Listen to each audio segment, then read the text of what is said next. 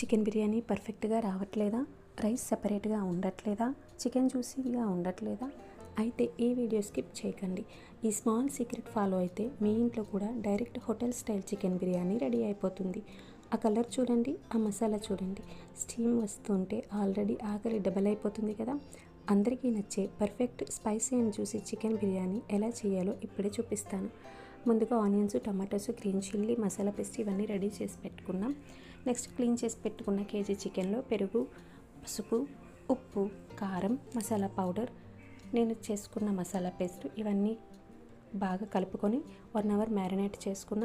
ఇప్పుడు stove on చేసి దాని మీద కుక్కర్లో గీ యాడ్ చేసుకున్న. అందులో బిర్యానీ మసాలాలన్నీ యాడ్ చేసుకున్న. నెక్స్ట్ బిర్యానీ మనం ఎంత సరిపోతుందో అంత ఆయిల్ కూడా వేసుకున్న. బిర్యానీ మసాలాలు అంటే దాల్చిన చెక్క, లవంగాలు, పువ్వు, మరాఠీ మొగ్గ, ధనియాలు, జీలకర్ర ఇవన్నీ కూడా వేసేసుకొని ఒకసారి ఫ్రై చేసుకోవాలి. యాలకులు.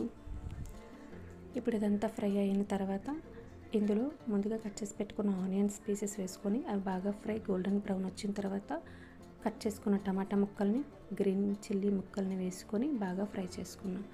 ఇప్పుడు అందులో బాగా మ్యారినేట్ చేసుకున్న చికెన్ కూడా వేసుకొని అది బాగా ఆయిల్ సెపరేట్ అయిన తర్వాత మనం రైస్ 3 గ్లాసెస్ రైస్ తీసేసుకున్న. ఆ 3 గ్లాసెస్ రైస్ కూడా వేసేసుకున్నా. నెక్స్ట్ మసాలా పేస్ట్ ఇంకొంచెం కూడా ఈ ఆయిల్లో వేసుకొని ఫ్రై చేసుకున్నాం.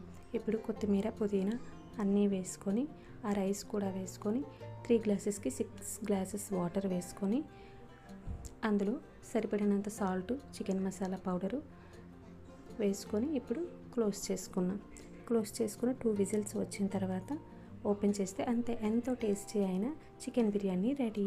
ఈ సండేకి మీ ఇంట్లో కూడా ఈ చికెన్ బిర్యానీ చేసి కమెంట్స్ చేయండి.